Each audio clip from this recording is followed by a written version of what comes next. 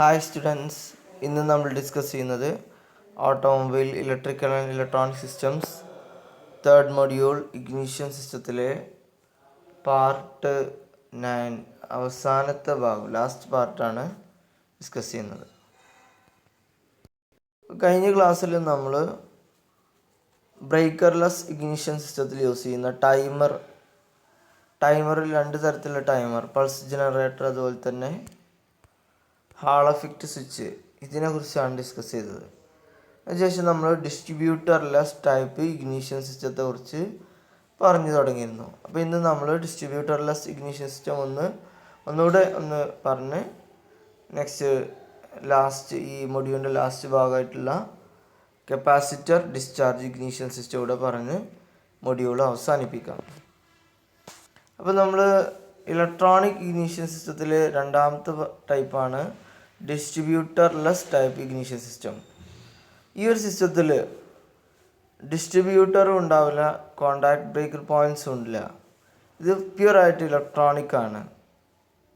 അപ്പോൾ ഇതിലെങ്ങനെയാണ് സ്പാർക്ക് കൊടുക്കുന്നത്, എങ്ങനെയാണ് ഇത് ടൈമിങ് കൺട്രോൾ ചെയ്യുന്നത്, ഓരോ സിലിണ്ടർ കംപ്രഷൻ സ്റ്റോക്കിൻ്റെ എൻഡിൽ ആകുന്നത് എങ്ങനെയാണ് കൺട്രോൾ ചെയ്യുന്നത്, അത് നമ്മൾ ആൾറെഡി പറഞ്ഞു. ഇതിൽ ഡിഫറെൻറ്റ് സെൻസേഴ്സാണ്. Crankshaft position sensor, camshaft position sensor, speed sensor, other സെൻസേഴ്സൊക്കെ അതിൽ നിന്ന് കിട്ടുന്ന ഇൻപുട്ട് അനുസരിച്ച്. ഫോർ എക്സാമ്പിൾ, നമ്മൾ ഒരു വാഹനം 1000 RPM വർക്ക് ചെയ്യുകയാണ്, അല്ലെങ്കിൽ എൻജിൻ സ്റ്റാർട്ട് ചെയ്യുന്ന സമയത്താണ്, അപ്പോൾ 0 RPM ആയിരിക്കും. സ്റ്റാർട്ടിങ് മോട്ടർ നമ്മൾ റൊട്ടേറ്റ് ചെയ്യുമ്പോൾ അപ്പോൾ ഒരു 100 RPM അല്ലെങ്കിൽ 200 RPM ആ റേഞ്ചിലാണ് സ്റ്റാർട്ടിങ് മോട്ടർ റൊട്ടേറ്റ് ചെയ്യുമ്പോൾ ഫ്ലൈ വീൽ റൊട്ടേറ്റ് ചെയ്യുക. അപ്പോൾ അങ്ങനെ റൊട്ടേറ്റ് ചെയ്ത് സ്റ്റാർട്ടായി കഴിഞ്ഞാൽ പിന്നെ ഒരു 1000 RPM 1200 RPM ഐഡ്ലിങ്ങിൽ വരിക. അപ്പോൾ ആ ഒരു സമയത്താണെങ്കിൽ ഐഡ്ലിങ്ങിലാണെങ്കിൽ അപ്പോൾ ആ ഒരു 1000 RPM അതാണ് എഞ്ചിൻ്റെ സ്പീഡ്. പിന്നെ ആ സമയത്ത് പിസ്റ്റണിൻ്റെ ഓരോ ചലനങ്ങൾ, പിസ്റ്റൺ ഇപ്പോൾ crankshaft position sensor piston TDCയിലാണോ BDCയിലാണോ, അതുപോലെ ക്യാം ഷാഫ്റ്റ് പൊസിഷൻ സെൻസർ ഇപ്പോൾ ആൾറെഡി വാൾവ് ക്ലോസ്ഡ് ആണോ ഓപ്പൺ ആണോ, അതനുസരിച്ച് ഏത് സ്ട്രോക്കാണ്, സെക്ഷൻ സ്ട്രോക്കാണോ, പവർ സ്ട്രോക്കാണോ, കംപ്രഷൻ സ്ട്രോക്കാണോ, ഇതൊക്കെ മനസ്സിലാക്കിയിട്ട് കറക്റ്റ് ടൈമിൽ ഇഗ്നിഷൻ അഡ്വാൻസും റീടാർഡിങ്ങും ഒക്കെ ECU തീരുമാനിക്കുന്നതിനനുസരിച്ച്, അഥവാ ഈ ഡിഫറെൻറ്റ് സെൻസേഴ്സ് കിട്ടുന്ന ഡാറ്റ അനുസരിച്ച്. പിന്നെ അതർ സെൻസേഴ്സ് എന്ന് പറഞ്ഞാൽ നമ്മൾ ഓക്സിജൻ സെൻസർ, ലാംഡ സെൻസർ എന്ന് പറയുന്നത് എയർ ഫിൽ മിക്സറിൻ്റെ അവസ്ഥ മനസ്സിലാക്കാനാണ്. അപ്പോൾ സെൻസറുകളെ കുറിച്ചൊക്കെ ഡീറ്റെയിൽ ആയിട്ട് നിങ്ങൾ പിന്നീട് പഠിക്കും. അപ്പോൾ അത് അഡ്വാൻസ്ഡ് ഓട്ടോമൊബൈൽ എഞ്ചിനീയറിംഗ് എന്ന സബ്ജക്റ്റിൽ പഠിക്കുന്നതാണ്. അപ്പോൾ ഇവിടെ നിങ്ങൾ അത്രയും സെൻസേഴ്സിനെ കുറിച്ചൊന്നും മനസ്സിലാക്കേണ്ട, ജസ്റ്റ് നിങ്ങൾ മനസ്സിലാക്കുക ഡിഫറെൻറ്റ് സെൻസേഴ്സ് നിന്ന് കിട്ടുന്ന ഇൻപുട്ട് അനുസരിച്ച് ECU ആണ്, അഥവാ engine control unit, also card electronic control module, ECM എന്ന് വിളിക്കാറുണ്ട്. അപ്പോൾ അതൊരു മൈക്രോ പ്രൊസസ്സർ അല്ലെങ്കിൽ ചെറിയൊരു ചിപ്പ് അല്ലെങ്കിൽ ചെറിയൊരു കമ്പ്യൂട്ടറാണ്. നമ്മൾ ആൾറെഡി അതിൽ സോഫ്റ്റ്വെയർ ചെയ്ത് വെച്ചിട്ടുണ്ടാവും. സെൻസർ തന്ന ഇൻപുട്ട് അനുസരിച്ച് ഇന്ന സമയത്ത് സ്പാർക്ക് കൊടുക്കണം എന്നുള്ളത് നമ്മൾ ആൾറെഡി സെറ്റ് ചെയ്തിട്ടുണ്ടാവും. അപ്പോൾ ECU ആണ് നമ്മൾ ഇഗ്നിഷൻ കോയിലിനെ കൺട്രോൾ ചെയ്യുന്നത്.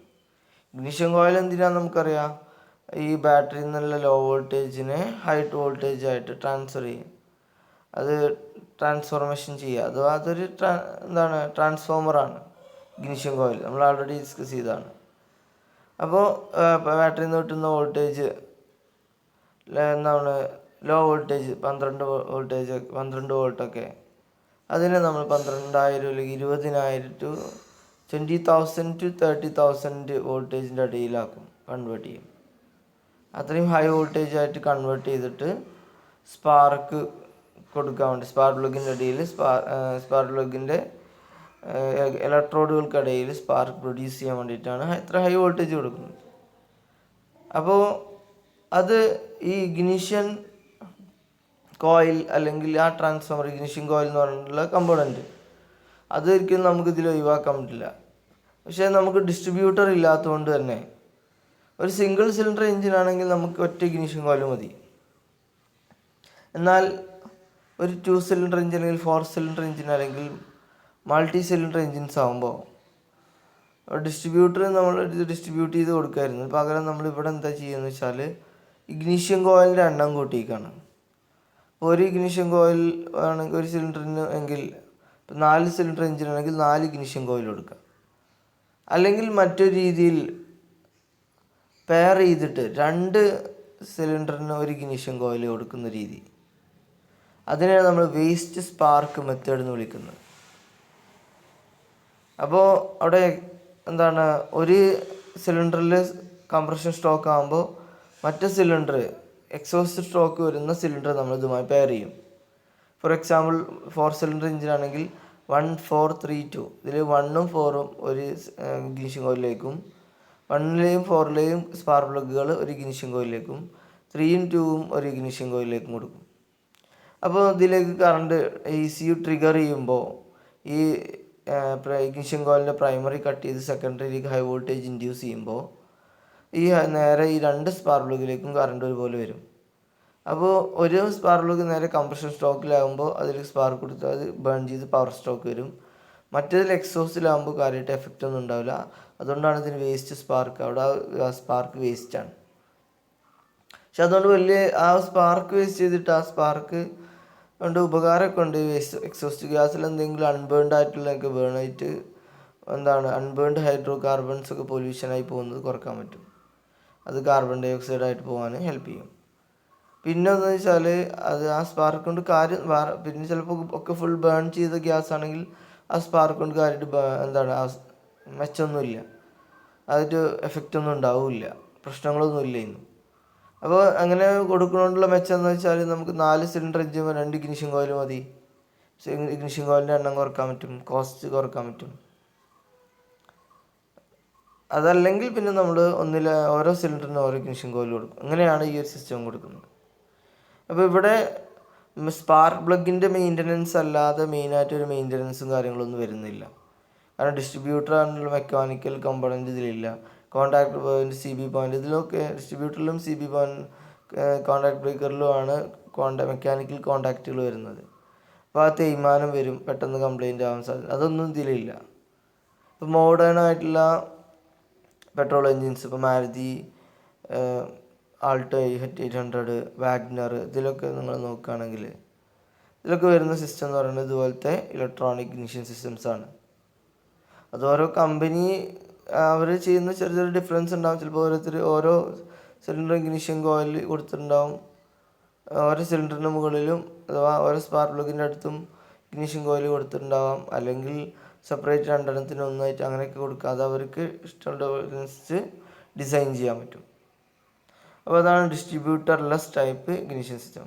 അപ്പോൾ ഇതിൻ്റെ വർക്കിംഗ് എങ്ങനെയാണെന്ന് വെച്ചാൽ നമ്മൾ ഇഗ്നിഷൻ കീ ഓണാക്കി എൻജിൻ സ്റ്റാർട്ട് ചെയ്യുന്ന സമയത്ത് ഡിഫറെൻറ്റ് സെൻസേഴ്സ് കൊടുക്കുന്ന ഇൻപുട്ട് അനുസരിച്ച് ECU ആണ് നേരെ നമ്മൾ ഇഗ്നിഷൻ കോയിലിനെ ട്രിഗർ ചെയ്ത് ഇഗ്നിഷൻ കോയിൽ ഏത് സിലിണ്ടറിലാണോ കംപ്രഷൻ സ്റ്റോക്ക് ഉള്ളത് അതിലേക്ക് അതിനോട് കോണ്ടാക്ട് ചെയ്തിട്ടില്ല അതിലേക്ക് കറണ്ട് കൊടുക്കുന്ന ആ സ്പാർക്ക് പ്ലഗിലേക്ക് കണക്ട് ചെയ്തിട്ടുള്ള ഇഗ്നിഷൻ കോയിലിലേക്ക് ECU ട്രിഗർ ചെയ്യും. അതിൻ്റെ പ്രൈമറിയെ ECU കട്ട് ചെയ്തിട്ട് സെക്കൻഡറിയിലേക്ക് ഹൈ മാഗ്നറ്റിക് ഫ്ലക്സ് കട്ട് ചെയ്തിട്ട് ഇൻഡ്യൂസ്ഡ് EMF ഉണ്ടായിട്ട് സെക്കൻഡറിയിൽ നിന്ന് ഹൈ വോൾട്ടേജ് നേരെ സ്പാർക്ക് പ്ലഗിലേക്ക് എത്തും.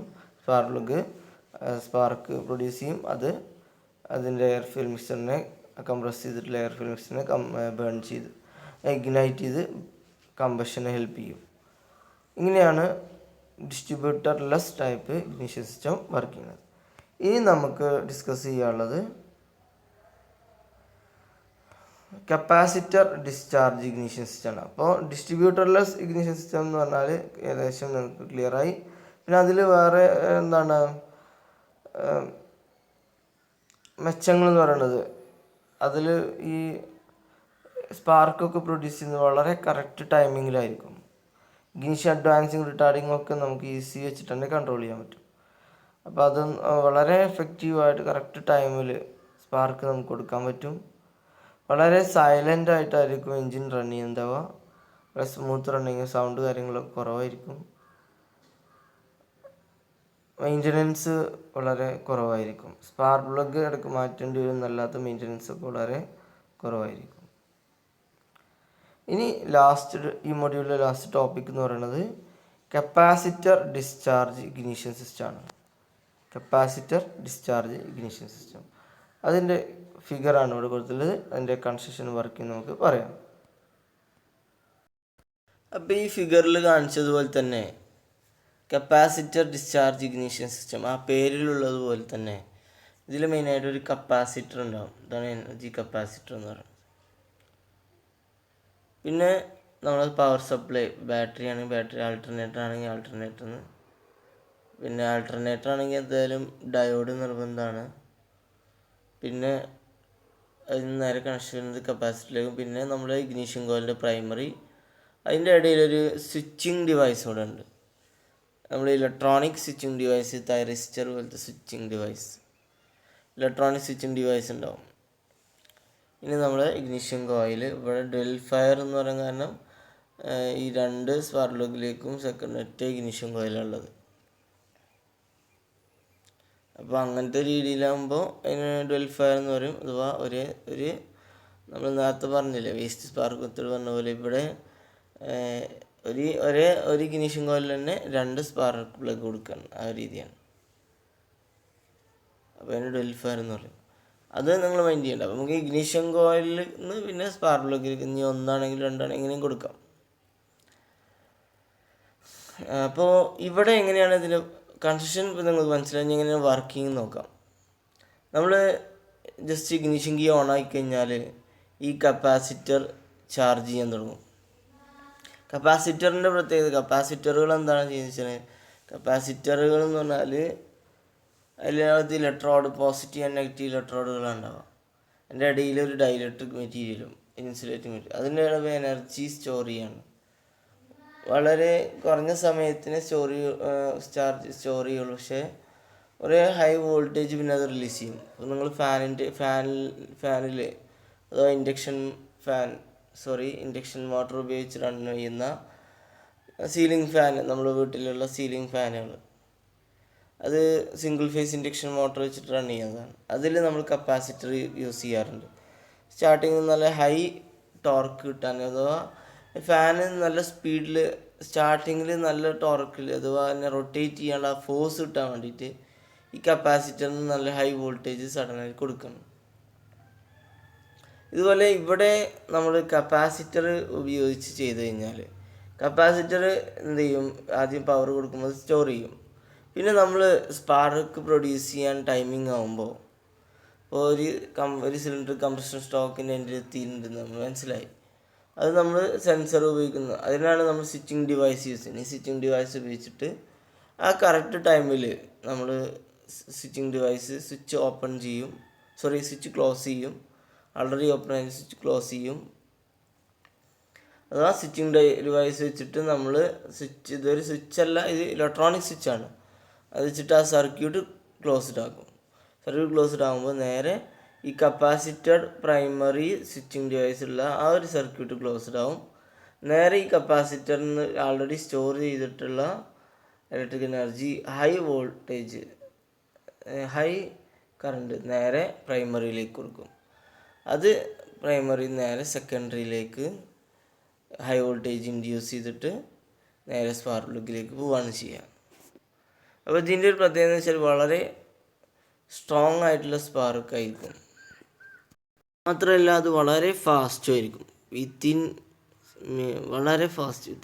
മില്ലി സെക്കൻഡ്സ് കൊണ്ട് ഹൈ വോൾട്ടേജ് സ്പാർക്ക് പ്ലഗിലെത്തും, സ്പാർക്ക് പ്രൊഡ്യൂസ് ചെയ്യും. പക്ഷെ ഇതിൻ്റെ ഒരു പോരായ്മ എന്ന് പറയുന്നത് ഈ സ്പാർക്ക് പ്ലഗിൻ്റെ സ്പാർക്ക് ടൈമിങ് വളരെ കുറവായിരിക്കും. 0.1 മില്ലി സെക്കൻഡ്സ് ഒക്കെ വരുള്ളൂ ഡ്യൂറേഷൻ ഓഫ് സ്പാർക്ക് എന്ന് പറയുന്നത്. അപ്പോൾ സ്റ്റാർട്ടിങ്ങിൽ ഇത് കുറച്ച് ബുദ്ധിമുട്ടാവും. പക്ഷെ സ്റ്റാർട്ടിങ്ങിൽ നമ്മൾ 12 സ്പാർക്ക് കൊടുത്ത് 2 പ്ലഗ് കൊടുത്ത് അങ്ങനെയാണ് ഇത് ഇതിനെ ഓവർകം ചെയ്യാറുള്ളത്. മൾട്ടി സ്പാർക്കിംഗ് ഫെസിലിറ്റി നിങ്ങൾ പൾസറിലൊക്കെ നിങ്ങൾ കണ്ട ടിൻ സ്പാർക്ക് ഇഗ്നിഷൻ അങ്ങനെയൊക്കെ നിങ്ങൾ കണ്ടിട്ടുണ്ടാവും. അപ്പോൾ 2 സ്പാർക്ക് പ്ലഗൊക്കെ ഒരു ബൈക്കിൽ കണ്ടിട്ടുണ്ടാവും ഒരു സിലിണ്ടറിനകത്ത്. എന്നുവെച്ചാൽ ഒന്നുകൂടിയും നമ്മൾ സ്പാർക്ക് കൊടുക്കുന്നതിൻ്റെ സ്ട്രെങ്ത്ത് ഇൻക്രീസ് ചെയ്തിട്ട് ഒട്ടും എഫക്റ്റീവായിട്ട് ബേൺ ചെയ്യാൻ വേണ്ടിയിട്ടാണ്, കോൾഡ് സ്റ്റാർട്ടിങ് ഒക്കെ ഈസി ചെയ്യാൻ വേണ്ടിയിട്ടാണ് അങ്ങനെ ചെയ്യുന്നത്. അപ്പോൾ ഈ കപ്പാസിറ്റർ ഡിസ്ചാർജ് ഇഗ്നിഷൻ സിസ്റ്റം ആകുമ്പോൾ കപ്പാസിറ്റർ അതിൻ്റെ മെയിൻ കമ്പോണൻറ്റ്, പിന്നെ അതിലുണ്ട് ഇഗ്നിഷൻ കോയിലും പിന്നെ ഒരു ട്രിഗറിങ് സ്വിച്ച്, അല്ലെങ്കിൽ പിന്നെ ഇതിലേക്ക് ഈ ഒരു എൻജിൻ്റെ RPM അനുസരിച്ച് അതൊക്കെ എന്നുള്ള സെൻസറുകൾ സ്വിച്ചിങ് ഡിവൈസ് വെച്ചിട്ട് അതൊക്കെ നമ്മൾ സ്വിച്ചിങ് ഡിവൈസിൽ ഉൾപ്പെടുത്തുന്നത്. അപ്പോൾ അതിൽ തൈറിസ്റ്റർ ഇലക്ട്രോണിക് സ്വിച്ചിങ് ഡിവൈസ് ഉണ്ടാവാറുണ്ട്. അത് വെച്ചിട്ടാണ് നമ്മൾ കൺട്രോളിന്. പിന്നെ സാധാരണ ഒരു ECU electronic control unit, engine control module engine control unit അല്ലെങ്കിൽ ഇലക്ട്രോണിക് കൺട്രോൾ മൊഡ്യൂൾ ഉണ്ടാവാറുണ്ട്. അതും വെച്ചിട്ട് നമുക്കിതിനെ കൺട്രോൾ ചെയ്യാൻ പറ്റും.